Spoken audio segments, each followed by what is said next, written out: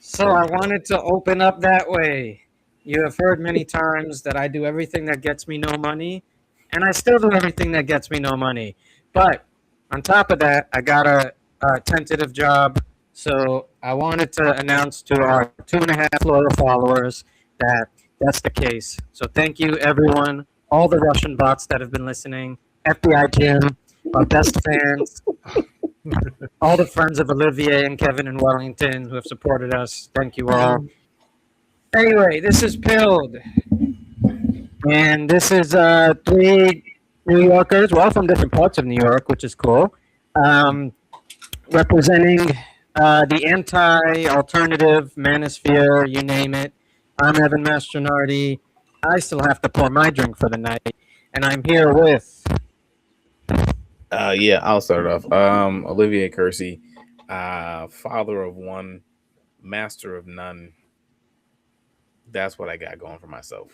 I also do have the guest next to me who's agreed to be on the podcast, but just not physically on the podcast. So you'll hear her on the side. Um, but yeah, name's Nomi.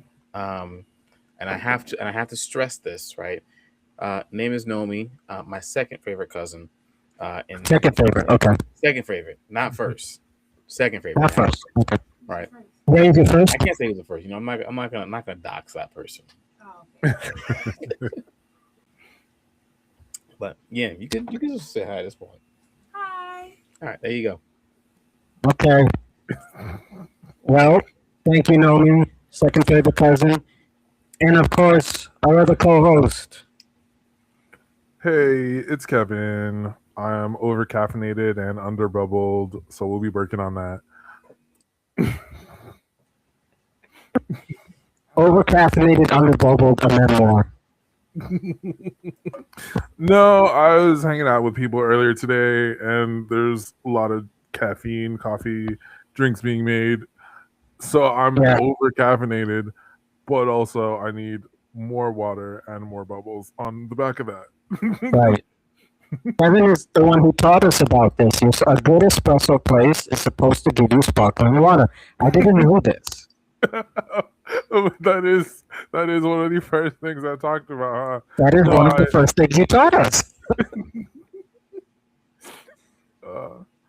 So I I'm didn't just, know. staying consistent. I love espresso. Okay, so we have Bubbles drinker, caffeinated intaker, caffeine intaker for the day. What should I haven't poured. I wanted to do it here. So I always have a sweet tooth. I'm gonna put as any of you familiar with Lichardo? It's what they put cherries in. Yeah, I think the last time we hung out, Evan, yeah, you told me about that. I told Olivier about him. I gave him all my alcohol knowledge. So I'm gonna mix some Lichardo and some Leblon cachaça. Anyone has had caipirinha? Sorry, Evan. Nomi's is asking me to ask you what drink is that? What is that drink? Oh, we're just remixing. I'm just throwing shit together. There's no. You throwing shit together?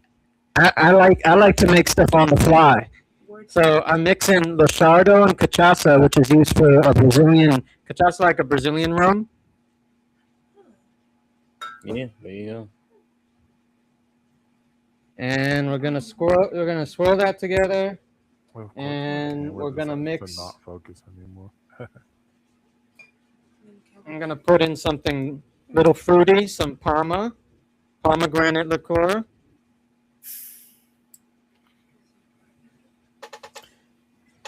Oh, And some bitters. And Nomi's we're gonna asking, call it a night. Nomi's asking me if you're a bartender, Evan. I'm going to answer the question. The answer is no. He's very knowledgeable about his alcohol. Very knowledgeable.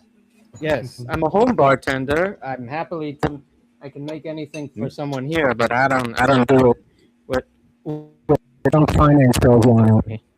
Sorry, Evan. This turned to a mini Q&A session. How long have you been drinking? How long have I been drinking what? Tonight. No, we said okay. Because there's a lot of ways to answer that question. Like my first drink, like of wine. So guys, this is something I don't think I've told you. One of the first drinks I ever had was wine, like out of birth. Oh, I'm They guessing put you put the little drop of yeah. When during the naming ceremony, they gave me a Oh, little bit of wine, and when I was baby, also I started eating like jalapenos that weren't for me, and like that's why to this day I like spicy food and in moderation alcohol. So it shouldn't be a surprise to anybody. But anyway, that's my little origin story. Um, that's all I got, and I just like mixing alcohol. But guys, how's your week been? And what are we drinking for those of us who are drinking? Besides bubbles and caffeine. that's all I got over here.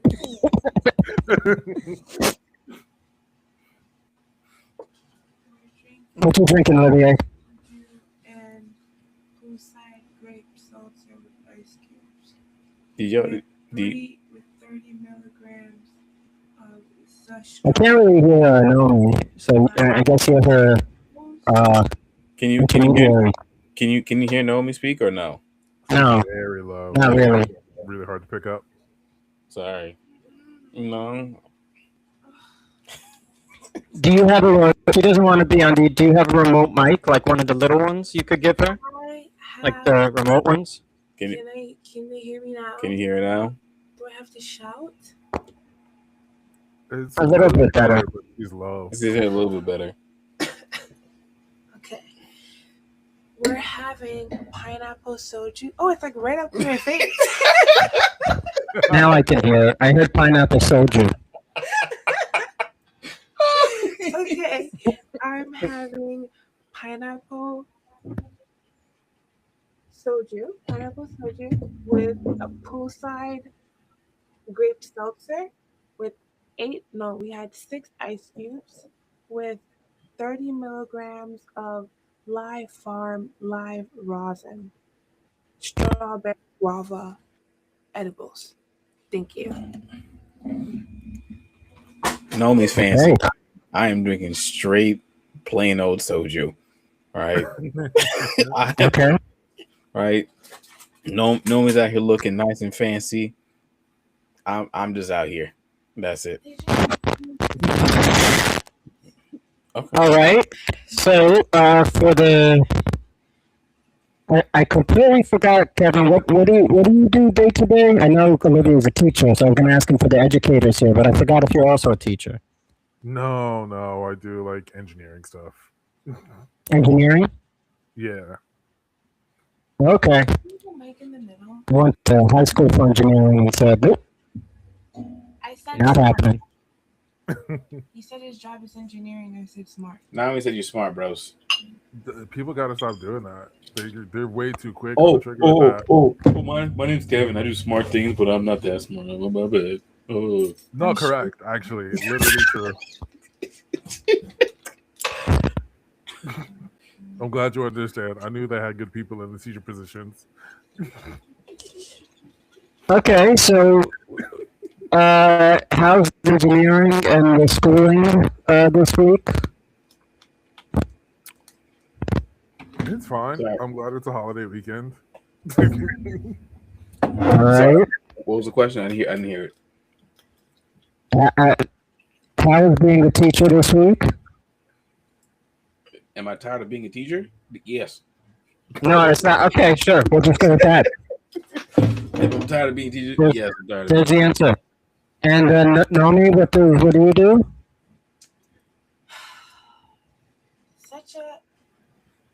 Such a multifaceted question, truly. What do I not do? I'm an artist. I have 2 degrees that have no use to what I do. Absolutely. Hmm.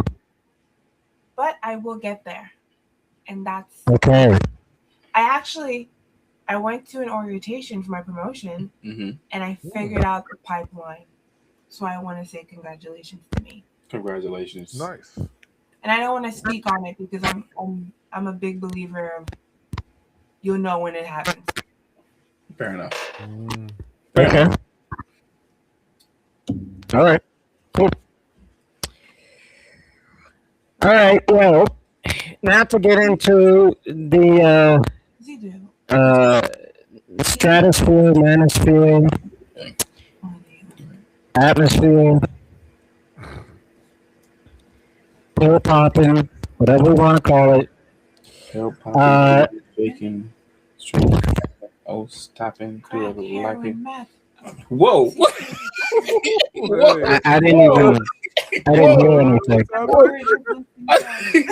I mean, listen, Evan did say pill. So He said pill popping. And just he started said pill just popping. like- We just get up from Yeah, there. just ran Oh yeah. Okay. Yeah. That tracks. I don't know what happened, but I'm sure it was good. But yeah, so let's go. So this week in men, pause play. This week in men, we have and in the manosphere, we have. Let's start with our guy Stephen A. making the headlines Steven. with his hot takes. Now, I gotta say, I saw the full thing, and you know what, guys? He had me in the first half. I'm not gonna lie, as the meme goes. He had me in the first half. He actually said, like, I wanted to treat a woman well because of my upbringing with my mother, which sounds great. Yeah. That she wouldn't want for anything, that it meant a lot to me to provide for my mother, and it's going to mean a lot to me to provide for a woman and be present. I'm like, all right, we're off to a good start here, Steven. I'm liking it. I'm liking what we're doing. And then suddenly, I wish I had this queued up, but we'll edit this in post. Hold on. I could pull it up if you don't mind. But can you? Okay. Let's see. Let's see if your boy still got it. Okay. Uh, I was just gonna play it from the TV. Stephen A. Smith. What show was he on? The Cam Newton. Cam Newton. Thank you.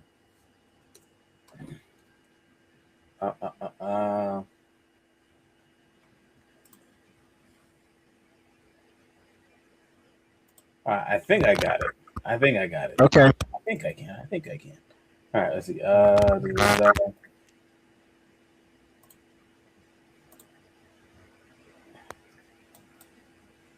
also saw a clip.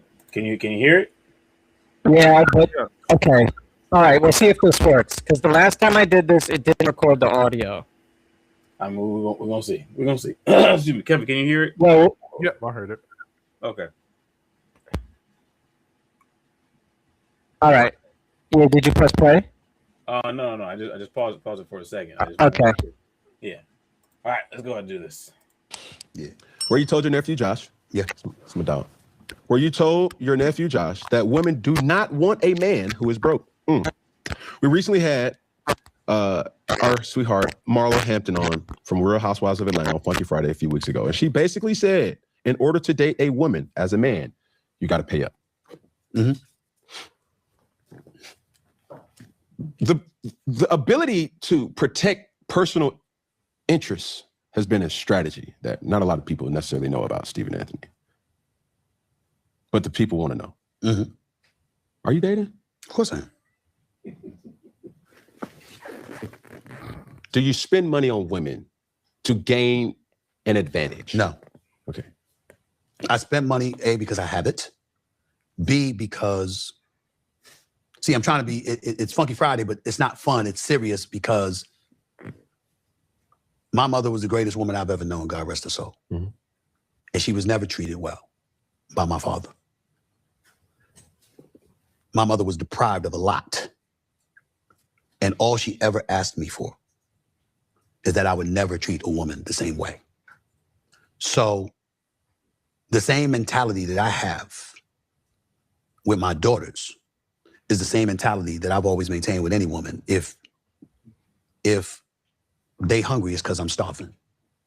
So there's no such thing as me going out on a date with a woman and you paying, we going Dutch. There's no such thing as, you know, you in my life and you struggling, but I'm thriving. No, you're gonna thrive. Or we gonna struggle together. That's how I roll. Because I literally see, I can still visualize the tears in my mother's eyes and the hardship that she endured. And I'm just not built like that. The mistake a woman would make, to use the example that you used with the girl that you mentioned, appreciation can never turn into expectation. With me, your days are numbered. Appreciation must never turn into expectations. It's mine to give. Let me stop it here for a second. I don't want to have too long a Stephen A. block before we say something. Okay, great. So this is the first half. And you had me in the first half. And until we got to with me, your days are numbered.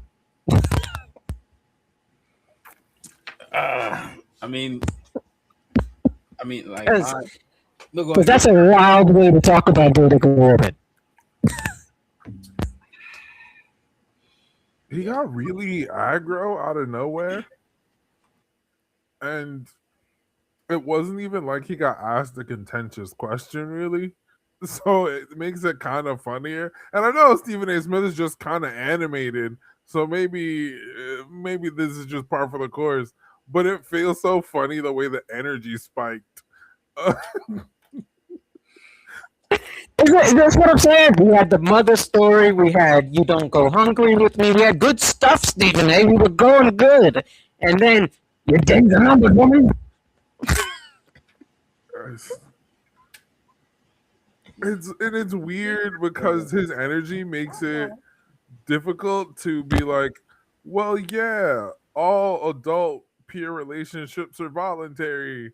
So, like, one way of saying that is everyone's days are numbered. It's really aggressive and unnecessary, though.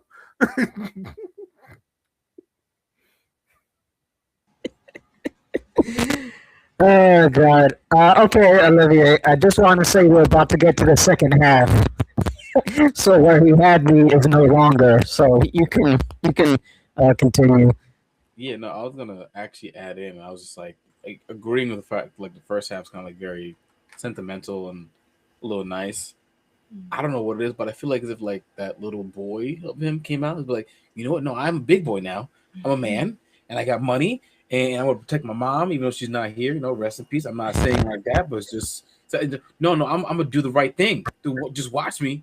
Gotta watch out. That's the energy I'm getting from that. Again, just like Kevin said, Stephen A. Smith is very animated, right? He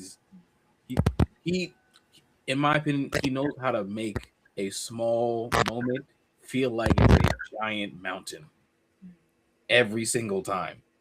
Right? You could be like, hey, you see that person down the street, the way they cross it? I would never do that. I would never do that. The way you cross that street, I would never do that. Quick question. Do you think You got a good point. he Huh? would be dating, like, do you think the women that he dates would be dating him based off his character or the fact that he has money? Ooh. You're gonna have to repeat that, Olivier. I can't really hear. Yeah, I got it. Sorry. Yeah. So Nomi asked the question. Do you His think women are dating. Yeah, go ahead. Do you think the women that date Stephen A. Smith are dating him for his character or because he is Stephen A. Smith? Yeah. Like, bring the mic. yeah, I got you. Go Thank ahead. Speak. I just want to say that it's kind of hysterical to me that he's on a podcast with a host such as, what's his name again? Cam Newton himself, who has a plethora of baby mamas and that he finances and that he impregnated and he knew what he was getting into. And just for all, that's the character of the host himself. Yep. And Stephen A. Smith, animated. Yeah. Funny character. Yeah. A good man. good enough to have daughters? Question mark? Good enough to have daughters? Apparently. Good enough to have daughters, and he's talking about women not having expectations. Do you think his daughters have expectations for him as a father? Do you think his Well, right daughters- now, I apologize. Yeah.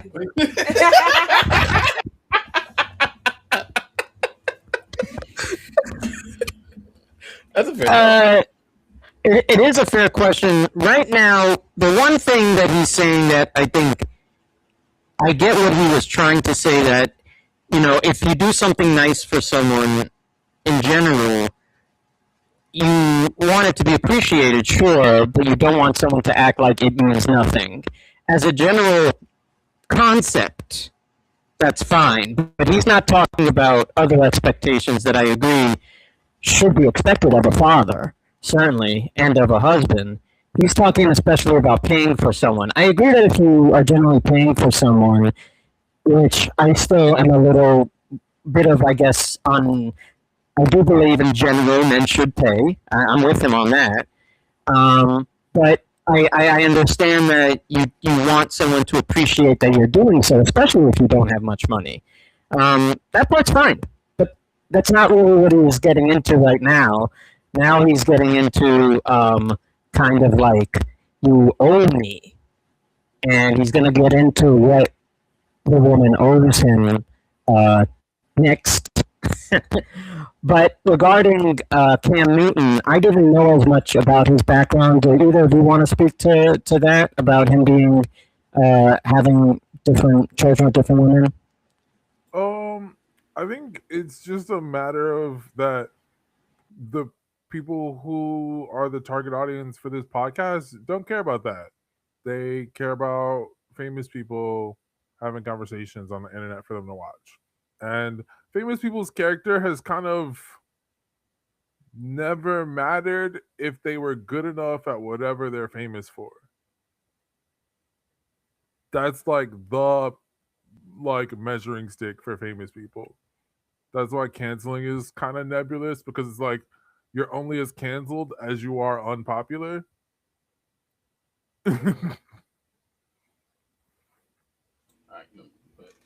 That part.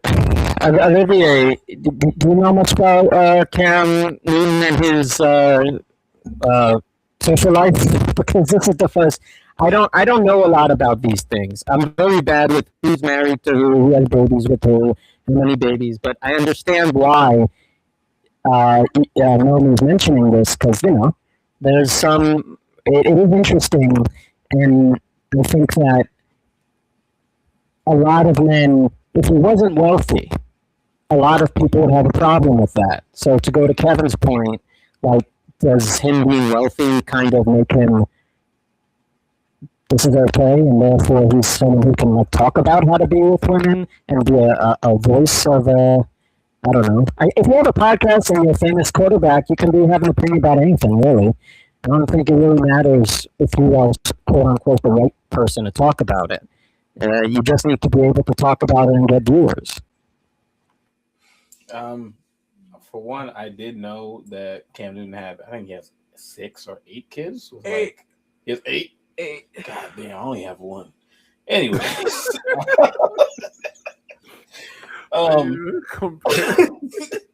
Listen.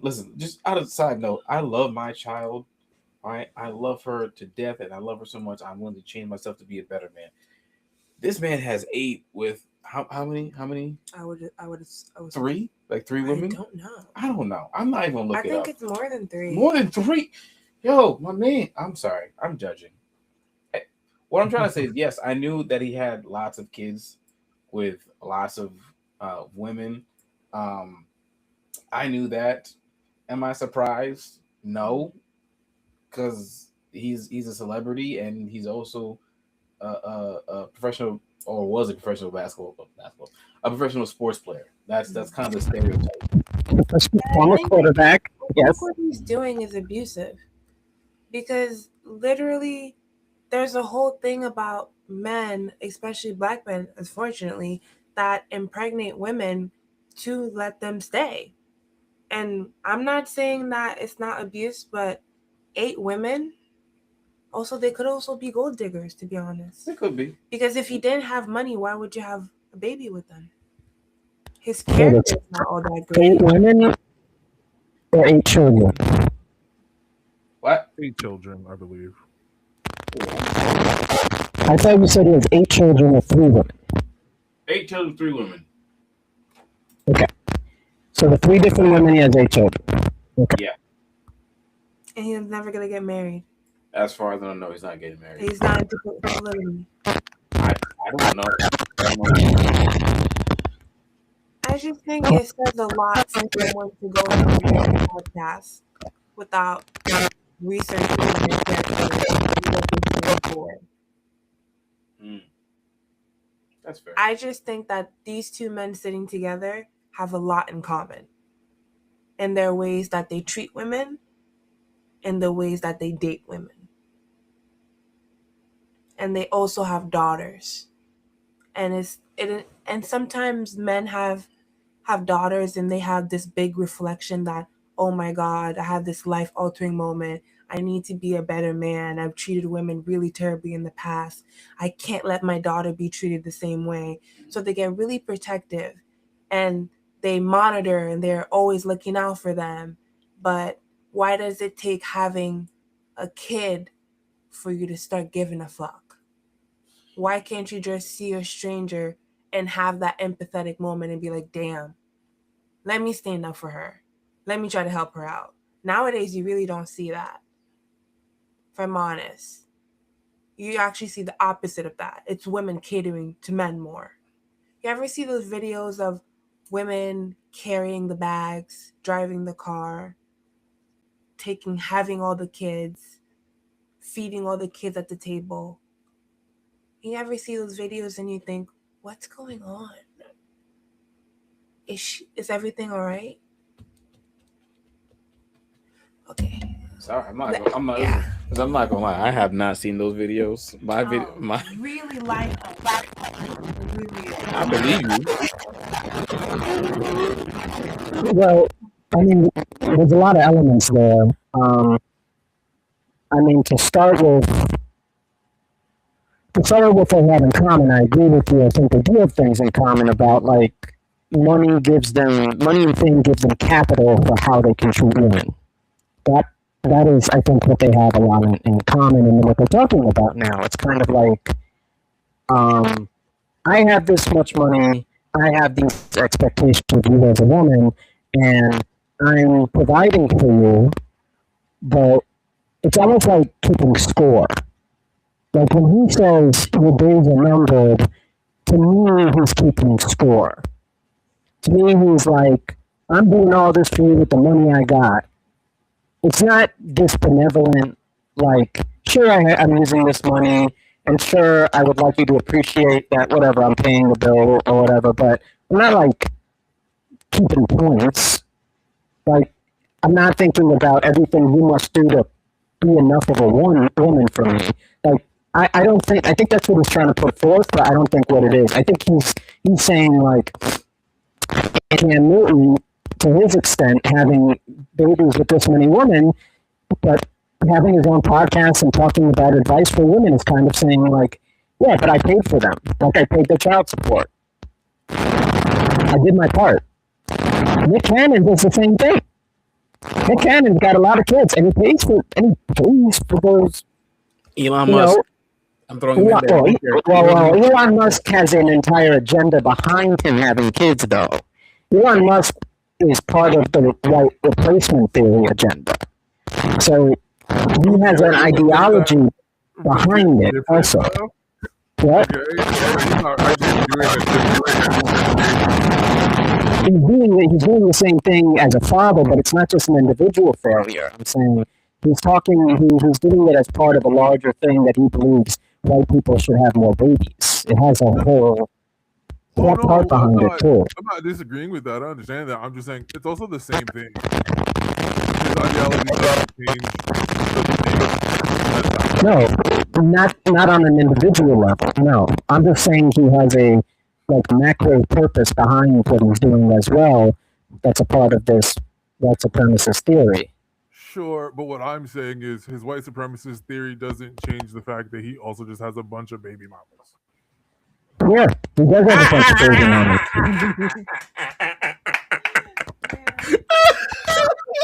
I mean, basically, it's like I don't want you to come off as sounding like Elon has some high theory reason that he would be. No, it's not okay. I'm saying it's worse. I'm saying that it has a worse foundation. It has like a foundation in, like I said, that changing the population levels and all that bullshit. Can they hear me? Yeah. Because I watched the whole thing. Can you hear me? Yes. Alright. Can you But also pays on to the fact that also believe that Benson and Nick Cannon also believe that paying for the child is all that they have to do. They don't have to show up for anything. They don't have to do any emotional effort or physical affection. Did you see how many fucking Christmas cards that Nick Cannon did that year? All in the span of a week. 12. That's ridiculous. Wait, what did he do in the span of 2 weeks? Sorry? Where you can only have capacity for 5 people in your life at a time. I didn't know about that. Yeah. Shoot, if that's the case, yo, I need a new job, guys. If you have more than 5 friends, there's always one person that you leave out. You don't have more capacity than 5. I gotta quit teaching. And I feel like having more of these kids, you're not able to be there for all the moments. You're not seeing all the milestones. You think here, like throwing the fucking money in their faces, like, oh, that's enough. Here, like the money spread, but you actually slam the first part in their face. You're not showing up. And he fully believes that because I finance the life, the house should smell like a home cooked fucking meal. When I provide no emotional intimacy, what ass dick, to be quite frank, because look at him. And what else? That's it? At some point, it's going to fail. Boring.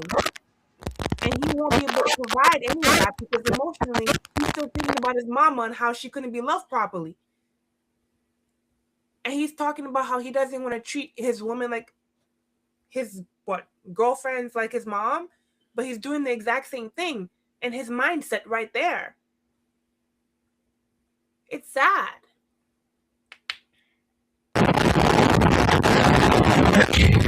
Well, I also want to contribute that I don't know, and I don't want to give and attribute knowledge to what each woman in this situation feels, nor do I want to say that they all look at this the same way. So, we can look at something outwardly and zoom out and say, this doesn't sit well with me, and that's fine for our opinion. It's entirely possible that one of Cam Newton's, the mother of one of his children, likes the deal. It's entirely possible that one of Nick Cannon's wives likes the deal. I'm not going to say I speak for, especially if these are grown women, which I hope they are, and I have no knowledge otherwise. I'm not going to act like I can know better than one of the wives, or not wives, sorry, they're not all married. He's not married to any of them, but that's also their choice. That's also their choice. I don't like it from a standpoint of purporting that these are family values that are traditional and everything. That's what bothers me. It bothers me if they're kind of doing this to bring back the old masculinity and the old, family value back in the country. And it's like, yeah, let's bring back that old family values of 8 different mothers. And what are we talking about here? We are talking about something different. And it doesn't mean that I'm here to judge it, but I want to be consistent. And to impress that Stephen A., which is what he gets to later, is somehow the attack on masculinity. It's well, why is this an attack on, what exactly is an attack on masculinity? To not have children with multiple women? I don't really get it.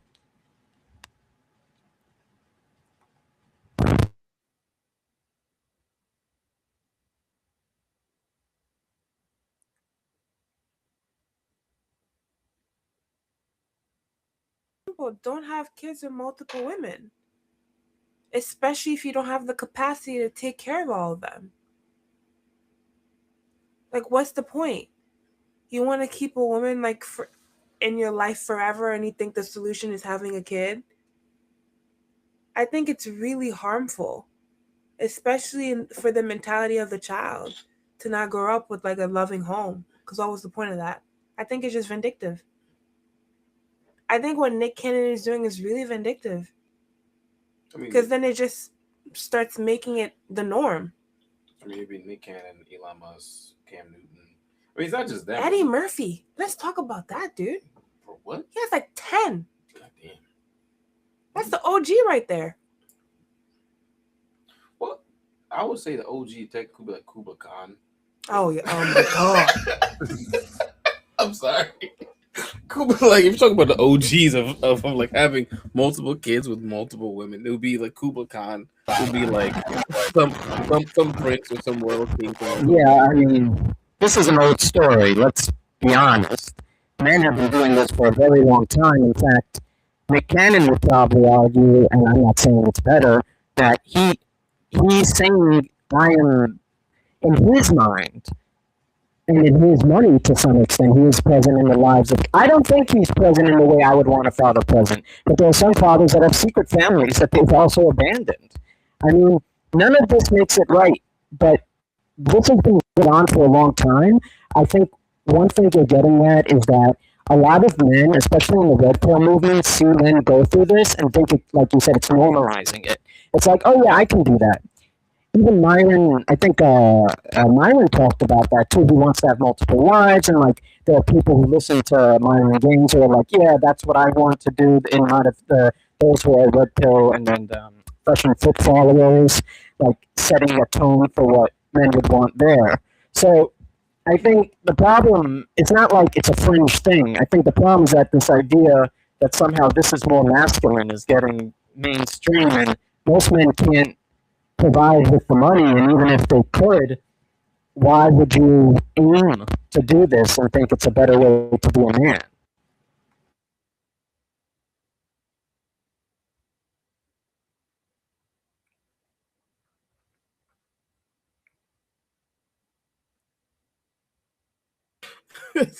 Sorry. Listen, I'm not gonna lie. Listen, I like this conversation going back and forth. I only have two things. One is I'm looking at Stephen A. Smith stuck in the same pose for over 10 minutes now. and the conversation, listen, I love this conversation, but we need to finish the rest of this video. Yeah, no, definitely. I wanted to continue, so let's go. Yeah. Yours to take. The minute you think you entitled, you ain't getting shit. Because you think you entitled. I don't like that. I want you to appreciate. You don't have to give what I give in terms of that level. But what you do have to do is show an appreciation that I'm extending myself to give more than I had to. Is it difficult to date as Stephen A? I wouldn't know.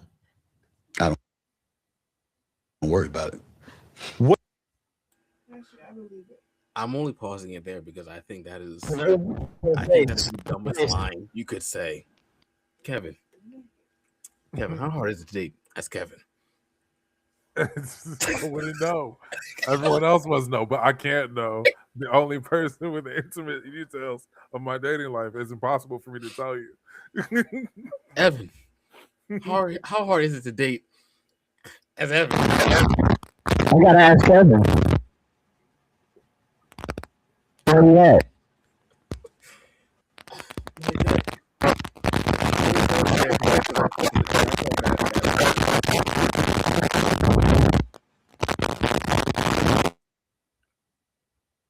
What do you look for in a woman? Intelligence, conversation. Well, let me scratch that. That's 2 and 3 on the list. Sex appeal starts. It starts there. If I'm not interested, I'm not interested. Yeah, it's just the truth. We're not gonna sit here and lie. If I'm not attracted to you, it ain't gonna work.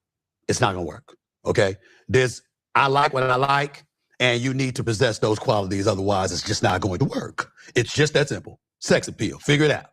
So that conversation, intellect, and domesticated. Because you see, I say that. I'm seriously. Somebody needs to say that. We need to stop this shit. This this assault against masculinity, it's going to end with this. I don't care. I can cook for myself. I don't want to. I want you to cook. I'll pay for the food. I'll take you out. I'll take you out every week. Yeah. You know, we're doing it. But damn it, listen, my sister Carmen, one of the greatest cooks ever. Rashawn could throw down, by the way. He can cook too, right? I'm not. What happened? Why is this man so angry about cooking? Did something happen? Yo, like, this is what I want to say. If you got that much money, you could also have a private chef. You could also have someone else cook. You don't, fine, you don't want to cook. Fine, I get it. I'm busy. I don't like to cook all the fucking time. But what he's getting right here is very odd. Like, even among rich people, it's kind of like, no.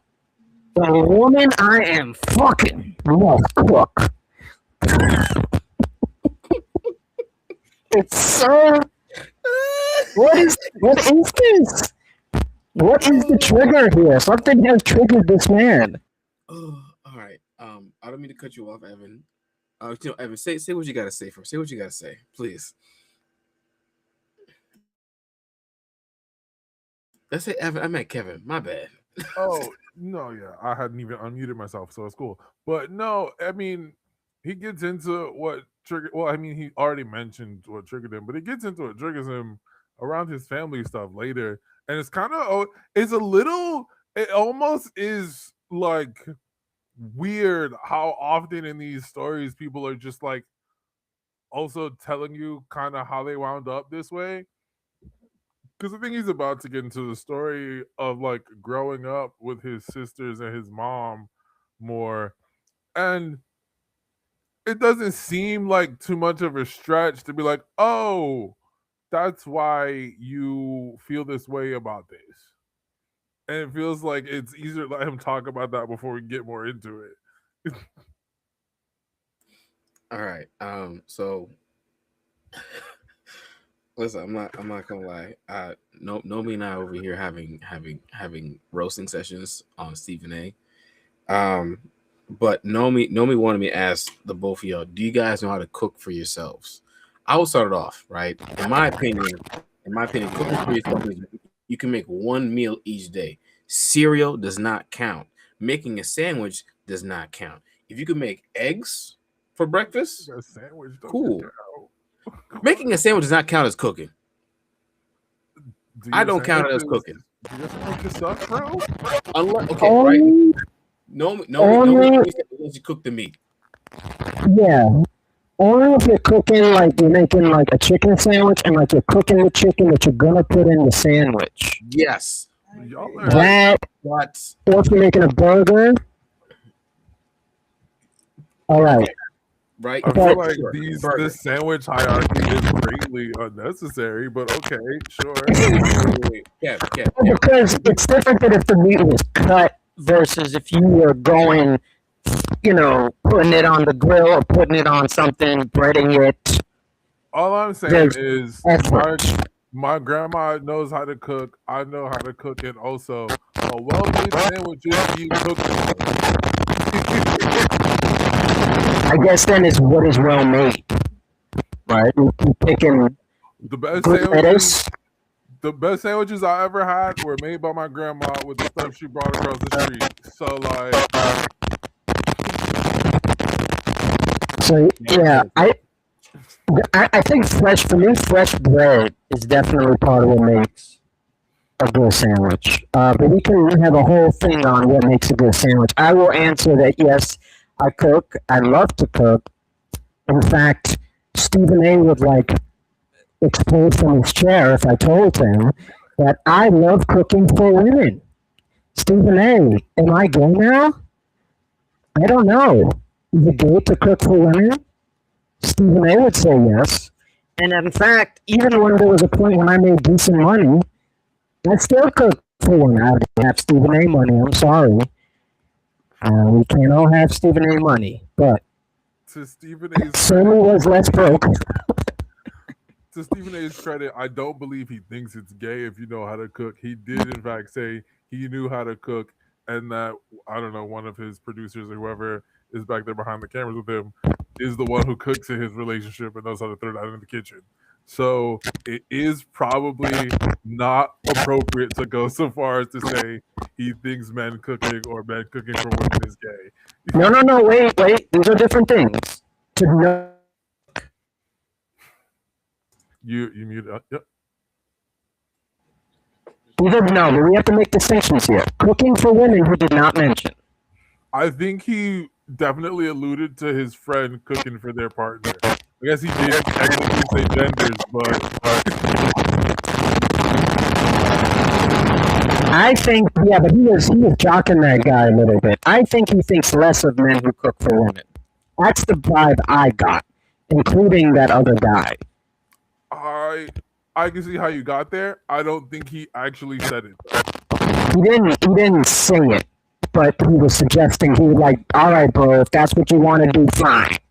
But he certainly wasn't saying it with the same Stephen A. Energy that we know he got for other things.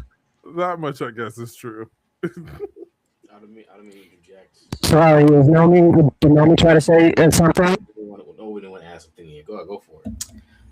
I wanted to add that he actually said that he gives women money and he takes women out and treats women, and he expects a home cooked meal every single day. That's what he said. He said that he can cook, but why the fuck would he, since he makes money? I don't agree with 90% what you said. I don't think he said every single day. Okay. I think so when he said that he expects her to have a job because he doesn't want her to think about him too much, and that he expects to walk home to the smell of lasagna and not fucking time call. What the fuck do you think that means? When the woman is home, he expects her to cook for him. That's pretty much what it is. No, I agree with you. I agree. Yeah. I agree with When they're not home and he's cooking for her, not cooking for her. I'm sorry, I meant getting her food, taking her out. He's not cooking for her. He's taking her out for food when she's home. Service. Yeah. No Right. active service. Right. I'm not disagreeing on that portion, right? The only thing I'm disagreeing on is his expectation of the woman every single That's the word. So let's bring it back to he doesn't like the women that have expectations of him. So why is he now talking about he expects to have like a fucking meal instead of basketball? You see how the balance is not balanced? You know what I mean? No, there's definitely not balance. At first he sounded, before he got into the whole, I better never smell pine sol or else, or Vic, I don't know. Before he got to that point, he was going along the lines of, I want you, it's good to appreciate just that. I just don't want you to always expect me to pay for your food. But I like the appreciation. I don't like it to sound like expectation. As someone, I guess, of a much more plebeian income, that I understand. When it comes to expectations of when you're home, you better smell food every time or else the countdown, I think that's ridiculous, and that's why I said in the first half it sounded different than what he ended up with, which was kind of like this ultimatum of, if I smell pine sol, I'm telling you, this man had some sort of experience with pine sol. Pine sol came out far too much in this for this not to mean anything. Pine sol is a trigger of some kind for this man. I was waiting for the ad to pop in and be like, oh yeah, that's why he keeps.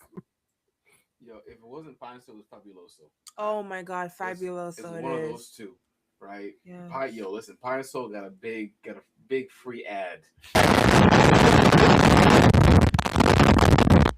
Why don't we finish this clip though, and then we'll get through. You can continue, Olivia. Him. See, he don't mind. He'll tell the wife, I got you, baby. I got this. Let me cook the chicken. Hell no, that ain't Steven. No. Only thing I'm doing for myself is getting up for some cereal. That's it. I'm not cooking.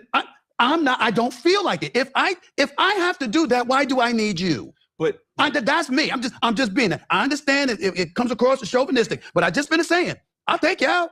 I'll buy the food. I'll take care of whatever you need me to take care of. But damn it, I walk through my crib and you there, I better not smell Pine Sol. There's a problem. If I'm smelling Pine Sol, why are you there? Why? All right, you can My pause it because sister it's has her 5 own more family. minutes of this. It's 5 more minutes of this. And after this, it's just more of this. That's it. It's all about Pine Sol and chicken. That's it. Listen. But you saw the way, but you saw my point earlier, like the way he talked about the other guy, and like, I got the chicken for you, baby. Like you could tell he doesn't think highly of this other dynamic, right? You could tell he was kind of like saying, yeah, that's what works for him, like the beta man. But Steven's an alpha, and you better not smell Pine Sol. What I find, listen, first and foremost, right? This is the second time watching this, and I do feel like as if when you watch Stephen A. Smith with someone else that you fuck with, right? I fuck with Nomi real deep, right? Real heavy. Watching it a second time in real time makes it so much funny. That's number one. Number two, as much as I love the fact that Stephen A. Smith first said, I know chauvinistic, but I'm a dig deeper. I know what I'm saying is sexist, but I'm a dig deeper. The only reason I'm getting up in the morning is for a bowl of cereal. Give me my Fruit Loops. Give me my apple. If I gotta lift more than a spoon, woman, more than this milk, you cannot date Stephen A. Yo, and the fact he said, damn it, I And the end of it's the most offensive when he's like, then why do I need you? I don't know, for everything else a human can offer? Why do I need you? Like that to me is the reduction. There's where you really get the sexism, because that's the reduction of the woman. You can't do this. What is your womanly quality? That and sex, which you mentioned earlier, it's like that's where we really get to, okay, so this is where this is going. I mean, he hasn't gotten to it yet still. I'm a little surprised about how long it takes in the rewatch. But, like, he is just sort of repeating the social dynamic that his father enforced on his mother, that he alludes to, and that his mother then enforced on him, which he directly states in the next couple of minutes, I believe. And it's like, yeah, no, you primarily see loving relationships as like an exchange, but not like as an equivalent exchange, but as a dominance and submission roles. Because your father dominated your mother, your sisters, and you were under them, so you got dominated by your mother until you could afford to no longer be dominated by your mother. Then you reversed the roles and dominated your mother. And now when you look for romantic partners, you treat them the way you got treated. Damn. So I'm all right. So I'm going to try to summarize most of the points here, right? Because we've talking a lot of good points. Oh, side note though, I want to say a random side note. Every single time we pause the video to look at Stephen A. Smith, I don't know if you all realize there's some part of his body that's in motion. Okay, whether it's his face right now, the four of us looking at it, it's his left hand. I think, yeah, his left hand. It's Black Power, right? But something's in motion with Stephen A. Smith, so you know he's always animated. That's the first and foremost. But to summarize what we've all been saying here is that one, Stephen A. Smith is basically like the only reason why I need a woman in my life is to cook for me, right? In a relationship, more or less, right? I don't need, if you're not cooking for me, why are you here? Am I wrong so far? No. The sex. No, I just want to say the nature of sex appeal is still very important, which is right. Yeah. First thing is you gotta look good. Second thing is you gotta cook for him. If you don't cook for him, yeah. then why are you here? But I think the kind. I just want to say, I think the kind of read between the lines there is that if you are attractive and there's something sexual here, you maybe could stay for a little while. If you're not going to cook me, you can't stay long. I think that's kind of what the progression here was. Yeah. And then to what Kevin was saying was basically like, hey, he had his mother was the boss, right? The mother told him what to do, how to do things, how to run stuff, and told him how to do whatever it was until he made enough money so that he could be the boss. But the thing is, though, he just did the exact same thing that his mother taught him, and what the men in his lives, or the father not in his life, taught him how to be a man. So now he's doing the same thing that his mother did to him. Now he's doing it to other women that he's dating as well. And with that being said, I'm gonna pass on to Number. You got something to say? What I have to say is, I think that his kind of mentality and the way he talks about women reminds me of men that date women and talk to women that their homeboys find attractive or the people around him find attractive. And he hangs around the athletes mostly. And the type of women that they date is more of the Instagram models and the more of the like wannabe conventionally attractive, but like a lot of work has been done to look conventionally attractive. Or they work out a lot. That too. Either way. Either way. Yeah. And it's just all reminds me of them chasing the male gaze, always chasing the approval of dick. And it's all like bringing back to like the alpha mentality of they want to be in charge. He just sounds like he wants to have a chef, an in-home chef that's very attractive, that they fuck. An escort that can cook. I'm gonna ask this question, right? Because hopefully it might be a setup for what I want to say next. Do you feel like as if though Stephen A. and other professional athletes are dating these women to get the approval of other men to be like, hey, look? I think they're gay. Thank you. I think they're gay, and I think it's okay in 2026 to be gay. Like the amount, I'm gonna be honest with you, the amount of DL that is out there is astronomical. And I had a friend, I said, but like, what if they're married and how to get? I said, they always are. There was a man that went to go see a grinder. He was a grinder hookup when he was a hoe. And the guy said, meet me at the hotel. There was a line at the hotel. And he waited on that fucking line like a whore. And when he got in there, there was a man that had a child there. So it really doesn't take much. They talk about this alpha mentality when it really is just for the approval of other men. And they do this to cause harm to women, and they don't like women that stand firm in their ways and their boundaries, and they say no. Because you're gay. Because they think in their ways that if I make money, that's all that matters. But women also make money now. So what more are you bringing? And I want to use that phrase. What is it? Bringing to the table? What are you as a man bringing to the table besides money? Gayness. I'm not good. I'm going to. Like, what is it? So he's kind of let money be his identity, right? He's not concerned with more of that, and that's a good point. But I think a lot of men just think the money talks, but maybe for some women it does. But for many it won't. that's definitely true.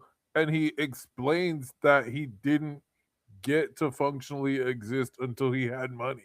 Like, we haven't gotten to it yet, but yeah, he thinks money allows him to exist because, based off the story he tells, for him it is literally true.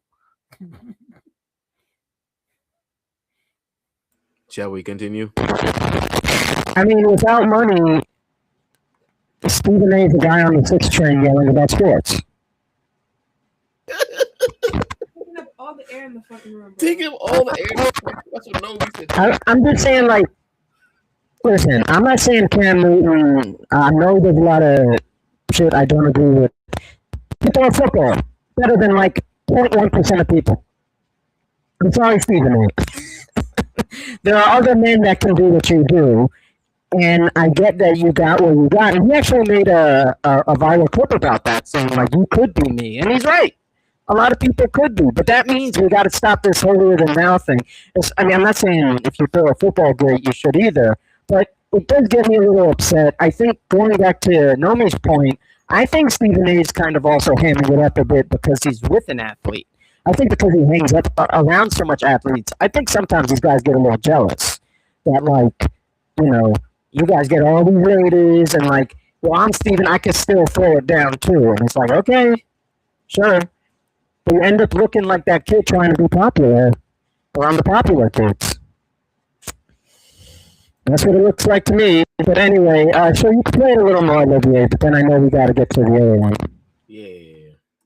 If my sister knows I'm coming, the minute I walk through the door, I'm smelling food. She knows that. She's my sister. You the woman in my life and I'm smelling pine sol, that ain't gonna last. I assure you that. Go get the brother that don't mind. And you know, I hope he can offer you what I'm offering. Cause it ain't gonna last. I'm just telling you my flavor. Yeah. That's me.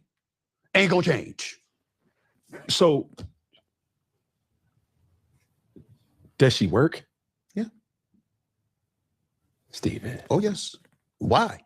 Because I don't want you home all day long thinking about what I'm doing. But I need you preoccupied. I need you preoccupied with life.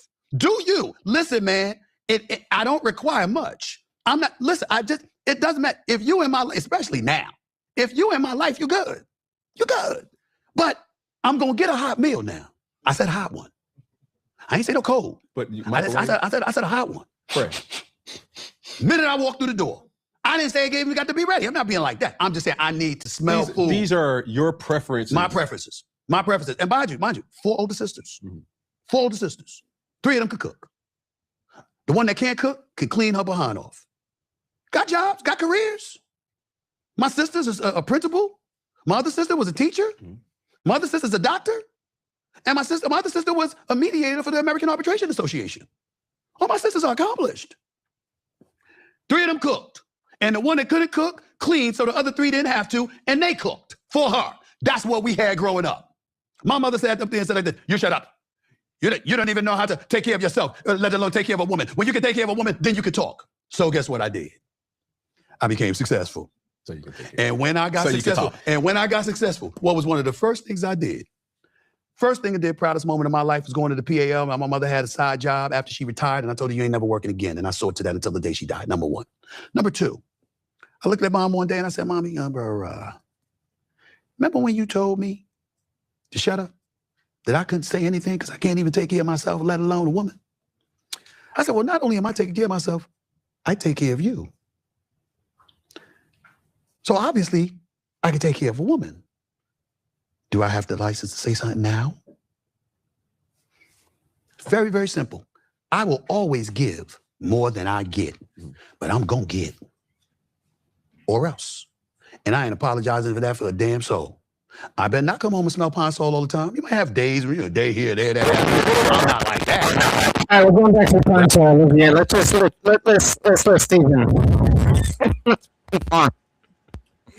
Because, I mean, why did you do this? Clout, money, fame. I don't really get. Do you think more women will like him after this? I think part of it is that he doesn't care. It's one of the awkwardly reasonable parts of his take is that he is assuming that he does like and it's the awkward part of the whole adult your relationships are entirely between the 2 people engaged in them. It's a fine preference for him to have, but it is also like very much him replaying out his familial structure between his mom and him that he just laid out. He grew up in a household that seemingly like the youngest or one of the youngest, with older sisters who seem to be doing a majority of the household labor as he describes it. And his mother's recourse for that was, hey, you're not doing anything around here, so I don't care to give you input or a voice. And regardless of how much or little sense that makes, if you're growing up under that, you are going to end up with the impression that the only people who should have a voice are the people who are contributing, regardless of if they're like a young boy or whatever in your household. And so he's just recreating that with the women in his life now. He's like, oh, I have so much money that it is very likely I will be the one in charge of everything if we are coupled up. Here are my demands, meet them or get out, which is very similar to the energy his mom gave him, which is the same energy he returned to her when he had enough money to no longer have to be under her. It's he's just continuing to do what he was taught in a way. Yeah, and that's the story with many men. And I wish they would, sometimes that's why I think therapy helps to kind of understand the patterns that you mentioned. But I do want to say, I agree he did say that's my preference, but at the same time, he's also talking earlier about very angry and very upset about like masculinity being under attack. So he's kind of saying two things. He's saying on the one hand, yes, this is my preference, but on the other hand, my preference is kind of based on my thoughts that masculinity is changing, and if you read between the lines there, it's that my preference is more masculine than the under attack, than what people are attacking with and trying to make men demand these things less. So I think he does kind of think that he wouldn't have said something so macro about masculinity being under attack unless he felt that some of these principles were also things that in general should be, in place.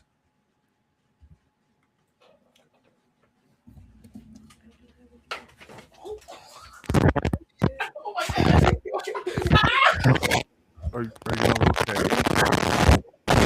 He tripped and fell. What? He tripped and fell. Oh, okay. Okay. Is he all right? Or No, he's fine. He's recovering. Completely fine. I'm sorry, Evan. I missed your last talking point. What did you say? Well, where's the camera though? He'll be back in just 1 second. Okay.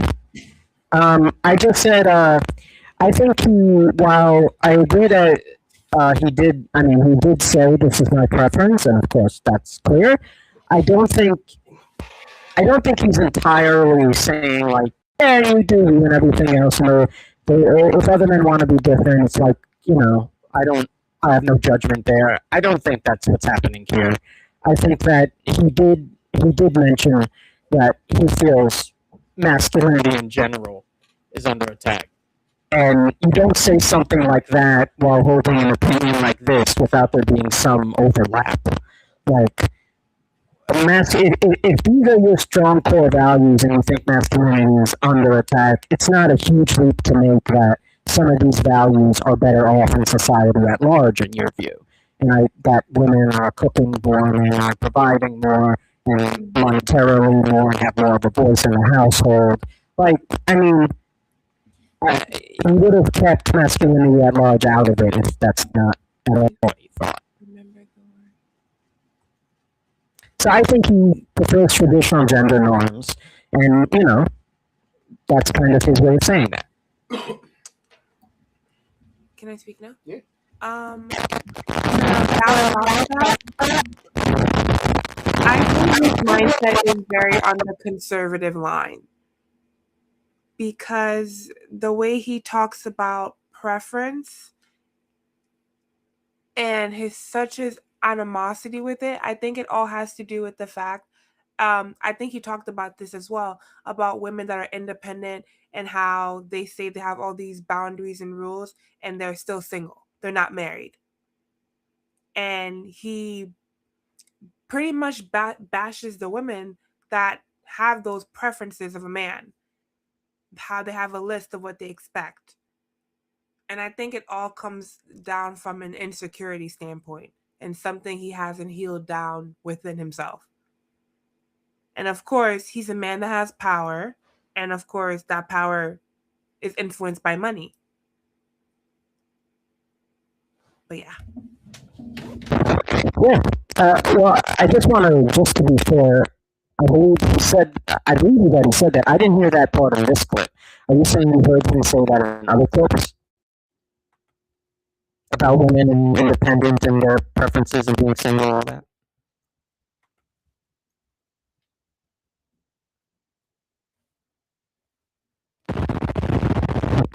Did he not say that in the video? I saw that. I didn't, Olivier, I didn't hear him say in this clip. I believe it in other clips, but I didn't hear him in this clip say women ending, too many standards, ending up single, what you had mentioned. I didn't hear that in this, what we're reviewing, but it doesn't surprise me that he would say that. I just want to be fair to what we're saying, but the one we're referring to. I definitely heard it somewhere. So you heard it. So I just, for whatever information credibility we have, I just want to be, consistent. That I didn't even say it in this one, but I believe you that he said it somewhere. So this is again another random side note to this, right? Every single time we have paused this video, there's some part of Stephen A. Smith that is not still. His hands are still. His head is still, but his chin isn't. It's his chin. I don't know what this man is doing, right? I don't know how he does it, right? And honestly, I want to download this clip to see if there's any moment where his whole body is still, which I highly doubt. Because he made it for over 20 years on ESPN for over 20 years, right? Like Stephen A. Smith knows how to sell a story. Right, he knows how to sell it. Right, if you have people who will make a mountain out of man, Stephen A. Smith can sell it. Stephen A. Smith should have used car salesman. That's what he should have done. Well, this is like what I'm saying that this is just about other generations too.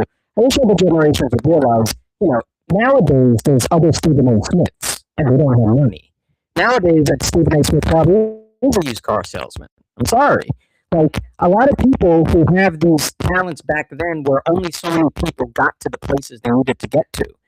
They didn't have social media back then. They didn't have ways to broadcast yourself back then in the same way. So people who had, it was only like people with certain talents and certain ways of speaking and certain ways of, it's how many of those people decided to send an audition tape? How many of those people decided to get in a handful of radio stations that existed? There were fewer radio stations. There were fewer television stations. So, like, there's still only so many people that can get baseball and play football. Just saying. Sorry, Stephen A. It's not the same as it once was. Like, the level that you need to be at in sports, I would say, is still a very small percentage. The number of people who can do entertainment about sports through a camera now, I think we're kind of realizing there's probably a couple. It just is a matter of how many of them have the money to get in front of it. But, a lot of people now talk about sports who are viral. And just like look at John Boy Media. John Boy Media was just a couple guys from Long Island. And they just, kept posting. So, anyway, I'm not saying he's not entertaining. He clearly is, and he's made a career. But, if you're going to trash women like this, I'm just not going to have as much empathy overall for your overall talent scale. But anyway, before we move on, any last thoughts? No, honestly, I mean, to be honest, the only thing I'm worried about is that we might go over like 2 hours with the second video because that one is longer. That's my personally honest only concern. I wasn't going to personally play the second video necessarily. I was going to more just talk about it because, as you have pointed out, Olivia, this is more the video of animation. The other stuff isn't as animated, it's just statistics and discussion. Stephen A's comments needed a video to go with it. But I think it would go well to kind of play with this because the other video was from, I forget if it was from the BBC, and I believe. yeah, it was a British news station, and it was discussing women's views on men. And I guess what I really want to get into more after seeing this is kind of the other side of this, which is the younger populations of women, and I think this was mostly done in the UK, so I think there would be a difference perhaps in if this is done across the US as well, but women's views on men as women got younger, their disapproval of men as each generally got higher. And as they were older, their disapproval of men got lower. So to say that the current generation of adult women, especially the youngest segment, 18 to 25, had the highest disapproval rating of men, if all, men in general. Perhaps seeing men like Stephen A doesn't exactly help that viewpoint. But what do you think, I mean, I think there's some things we discussed that will contribute to that, but what do you think goes to that trend? I'll give it to you, Kevin. So yeah, I'm just going over some of the notes from that one. But yeah, so they basically did a study, and I think they were generally finding that there was a disparity between how positively one gender viewed another, and I believe what they wound up with was like women under 30 have an increasingly disparaging view of young men, whereas young men do not share that same negative viewpoint of women overall. And then the host and the two guests who had both written an article, or I believe they both had written an article. Emily Lawford wrote Meet the Angry Young Women, and let me see, was it Scarlett McGuire wrote Revealed the New Radicalism of among young women, both on the New Statesman. And it's interesting because for the most part, it was a weird watch because it was one of those things that felt like they were simultaneously trying to answer a question but not trying to answer a question some of the time. But also they could just genuinely be confused about the data they found. And I don't think it's super confusing. Like, we're in a post Epstein file world where like we also watched nothing happen about it, and that was America and the UK and a bunch of other places kind of showing like one of the most egregious hands against like how power dynamics work and support the powerful monsters in both of our countries. And especially when you factor in like a growing sense of sort of leftism in some of the Western world right now, they are upset because we're moving, it looks to them like we're moving into a society that is less and less equitable, where less and less people will be able to make it, and they know as women they will be some of the ones most cast aside as people try to sort of like scramble to maintain any sense of stability, is one of the like bigger through lines. But they also, there's a couple interesting things, but one interesting thing that I know we didn't really bring up that I think is interesting to talk about is they talked to a lot of activists and like students rallying for Gaza and stuff on college campuses. So I think we're the bulk of their respondents for their respective like studies or journaling or what have you, journalism, excuse me. And one of the things that I found interesting is like one of the complaints that they aired during this interview is that they were like, oh, in organizing efforts with men, we didn't appreciate the way that they didn't. And I want to try to state this as directly as possible, but they were essentially saying like, yeah, they were essentially saying like, oh, as we would get worse news coming out of Gaza or other like horrible violent situations, like the men would continue to like try to do organizing actions, whereas what the women were kind of looking for out of them was a bit more of an emotional response. And it's very interesting because on one hand, I totally get that. When I'm feeling something, I do kind of want the other people around me to also feel it too, like as a sense of communal comfort that I'm not like way out of the communal loop on what I'm feeling. But also I do think there's a weird line where we have to be like, hey, I can't actually expect someone else to feel what I'm feeling. That's not how autonomy works. And I don't think it's fully okay to be like, oh, they don't feel as much as I do, therefore they're not doing the work.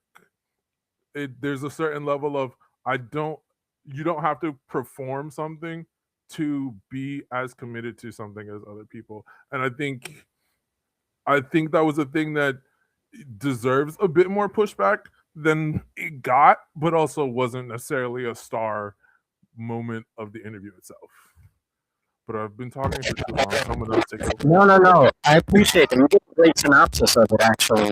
And brought up really the main points. The only other one I wanted to bring up, so let's first start with what you said. So you're right. There's kind of two sides here to that latter point about activists.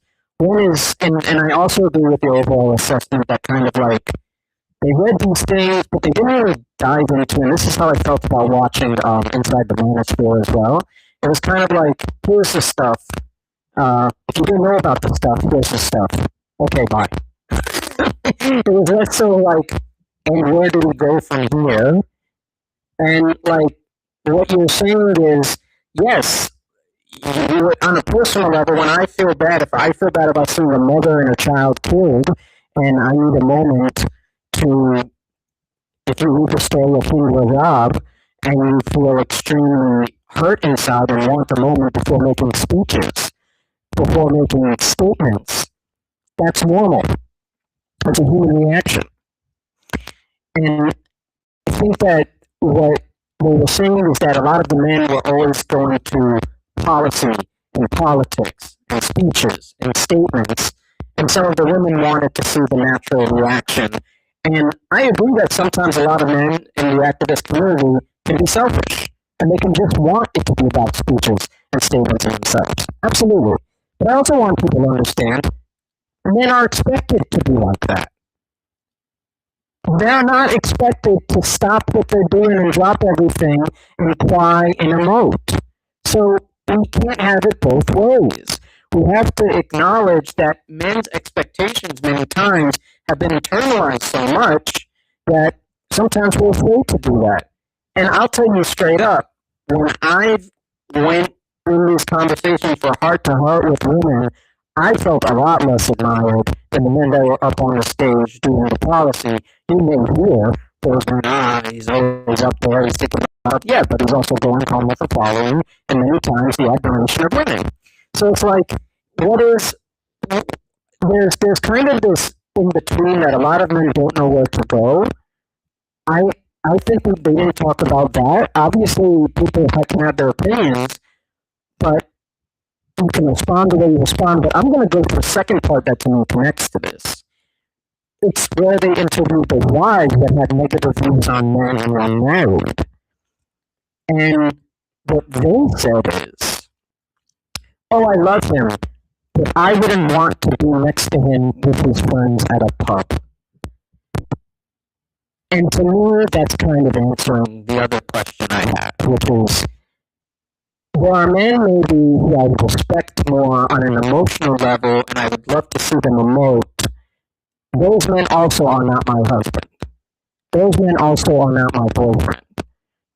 You can want one thing from men as a group, but end up choosing something else for your partner. And I think that's where they didn't have the conversation that was kind of needed to be had, which is like, well, why are so many women married to someone they wouldn't want to talk to listen to at a pub? Like, why are so many men out here trashing women at a pub and married to a woman? Like, like it's just like I think we kind of still have this thing where there's this macro thought of men and this macro thought of women, but when it comes to who we choose, it gets a little more complicated. So I wish I would have kind of said, well, I would have wanted to dive into more in both of those communities. For the activist community, well, if you are dating someone, are they one of the men that makes the speeches, but are they one of the men that emotes with you? For the woman who's married to the man at the pub, why did you marry the guy that you think he makes women at the pub? So I would have liked to hear more answers to that, because I think this is where it's really confusing to us as men to understand that there's these terrible behaviors, but yet somehow so many of these men with terrible behaviors end up in relationships. So anyway, I thought both of those were interesting, and I'll stop there. Olivier, what are your thoughts about it? Yeah. So at least first of all, to piggyback off of what Kevin said at the beginning of like how their pool sample was mostly I would say more or less like left leaning or activist stuff like that. I whenever I see a study or hear a study, at least as the little historian that I am, right? I'm not a big historian. I just studied history for my bachelor's, right? For me, whenever I hear a study, my first question is always kind of like, well, who did they interview? How many people did they interview? All these things. I didn't read the study. I didn't look into it. But when Kevin brought up the fact that they were most left leaning, I was like, all right, it's going to be biased. Every single study we have or study is going to be biased. That's first and foremost.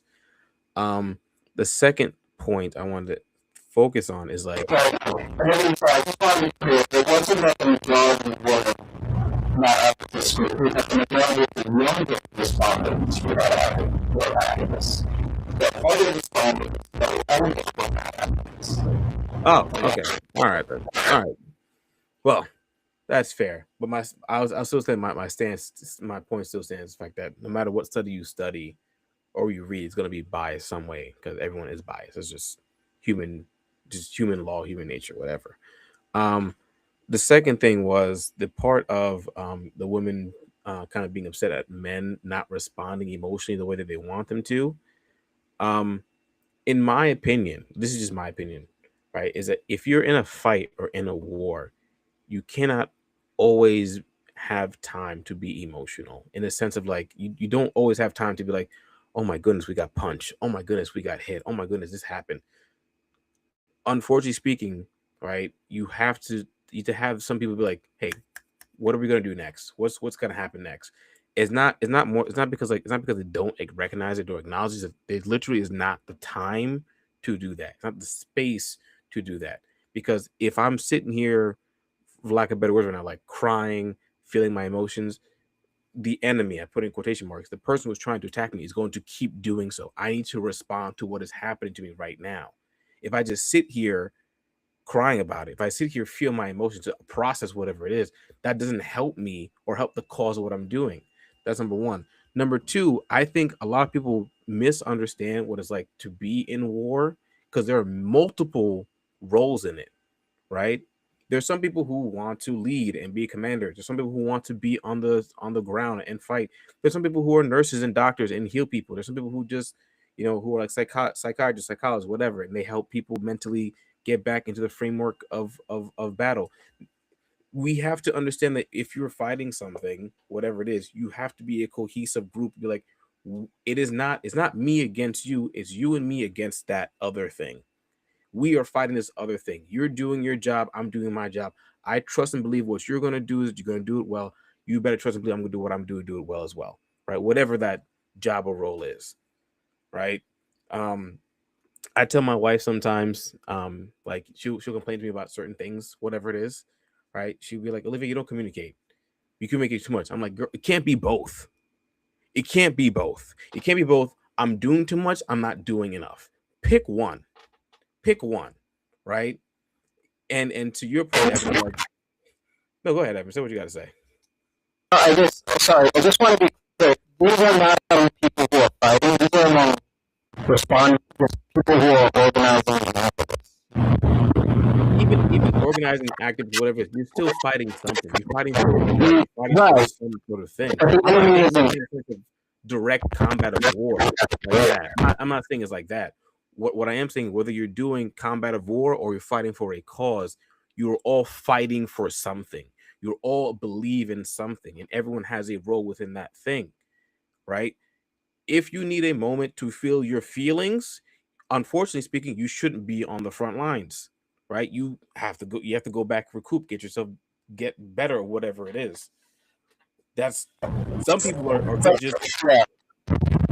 I'm just trying to say this is where the parallel kind of falls, though, because if you're on the front lines of a war, yes, front lines of activism doesn't have bullets. Front lines of activism means that you're speaking with each other, and they'll have bullets if you're facing the police. I was No gonna say, doubt. actually, they are getting shot at. Oh yes, by yes, yes. I don't want to say that there's no bullets, but you know what I mean. They're not. We're not talking about someone stopping in the middle of being shot at by the cops and saying, "Why aren't you crying more?"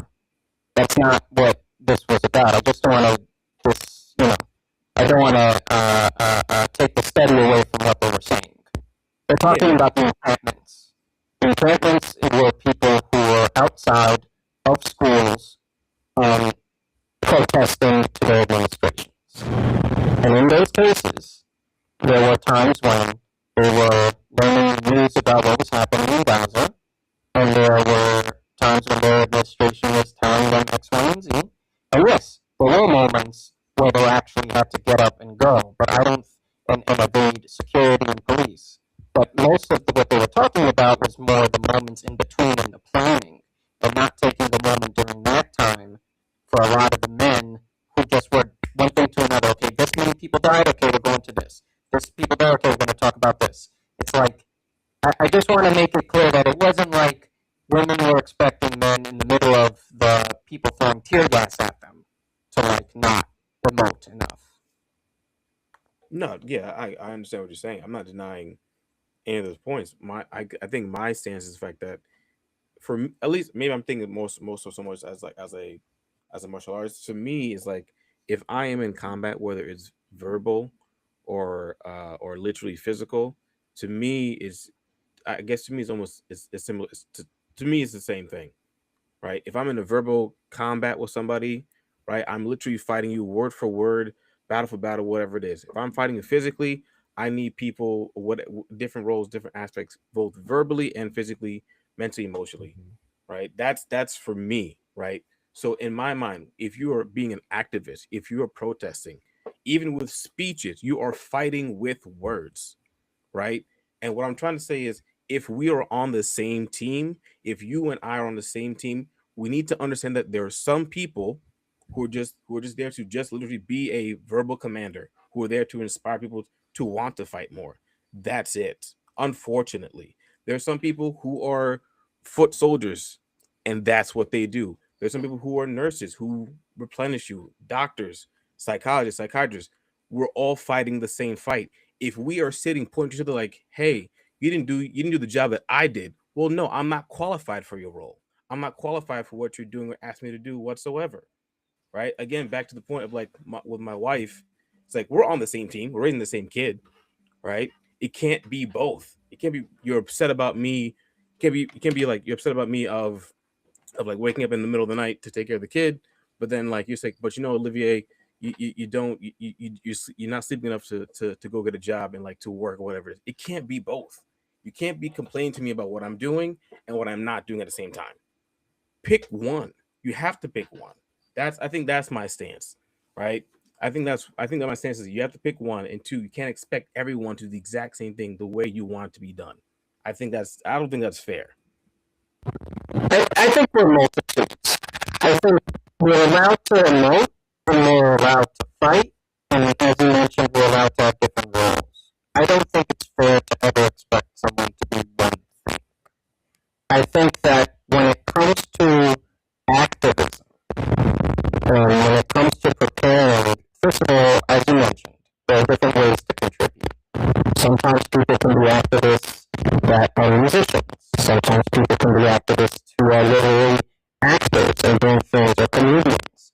Sometimes people. So I just want to kind of move it away from like the army analogy and more like to the different ways to be an activist, because like militarization is kind of what some people don't want to happen within activism. You know, yes, there can be forms of resistance, but overall, people actually want there to be like you contribute through writing, you can contribute through music, you can contribute through being an academic. Those are all the different ways, and I think that there are some women who felt that in these specific encampments, a lot of men weren't listening to them, and a lot of men also weren't taking time to take the emotional toll. And what you're talking about, I think, is what a lot of men felt inside. I think a lot of, because we're men, a lot of we are kind of built to be like soldiers, right? We're kind of built to be like, okay, I can't show weakness. Doesn't matter if I'm in a tent or if I'm in a front line of an actual battle, I can't show weakness. But I think a lot of the women wanted men kind of to take a step back and say, but you're not on the front lines in Normandy or whatever, or you're not on between the Gaza right now and Israel facing the IDF. You're here in an encampment, and you have a moment to take toll of the emotional aspect of this. But then what I would say is, sure, but most of the men who do that, like, do you think that they were told to be like that growing up? You're telling them something new. If that's what they're, if that's what they're supposed to do, this is new for a lot of men, because a lot of times women did not find them interesting, attractive, or strong if they did those things.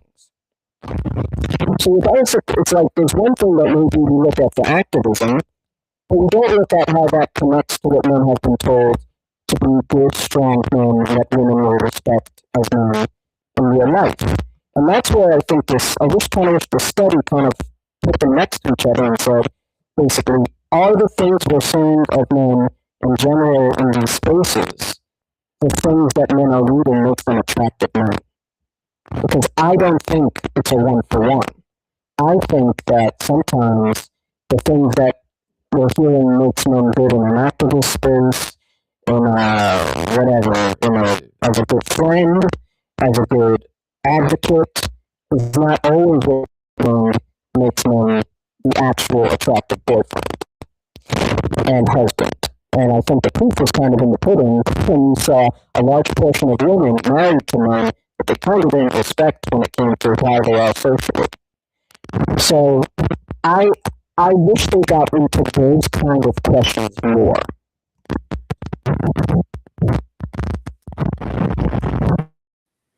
So for that aspect of women speaking poorly of men that they were in relationships with, and I don't remember if they mentioned speaking to any men. I don't believe so, but it's really weird because it's not super different from what passed for comedy for like what the past 3 decades or so, if even that short amount of time. But there was always this sort of like supposedly comedic animosity to your spouse, and it was it's I guess maybe it's a little different when it's on a comedy stage versus showing up in like journalistic reporting or research or stuff like that. But it's not new, so part of me thinks that might be why they just talked about it and moved on, because it's always kind of been open secret that like even just as a performance, married couples are supposed to like have some sort of open animosity between each other. And it's funny because there's a weird sweetness in it in terms of the performance, because it's like, oh, I can't stand you, and I'll see you tomorrow. As a married man, I can agree to that. Which on itself is fine, and thank you for giving me the subtitle, because I think we really have normalized it. But I don't want to make it too serious, but there's a difference between I can't stand that you like pineapple on pizza, oh, and I can't stand that you're a chauvinistic pig. It's a nice chauvinistic. Like, these are different things, right? Like, it's one thing to marry someone who has little habits that annoy you. It's another thing to marry someone that if you were not attracted to them and married to them, you would list them as the type of man who is the problem with society. Like, these aren't the same thing. And I think we kind of mix them in the mixing bowl all kind of together.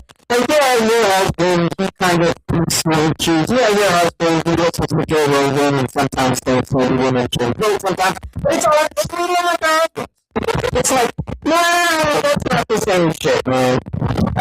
Like, you know, if you don't think that you would like to be able to hear what your husband says, like, don't get me wrong, but if I'm married to someone and they talk about, I know a lot of women that I've been interested in, like, watching, like, 90 Day Fiancé, and I don't like 90 Day Fiancé. I think it's ridiculous. But they're going to talk to each other about it, what I like to do that all day long.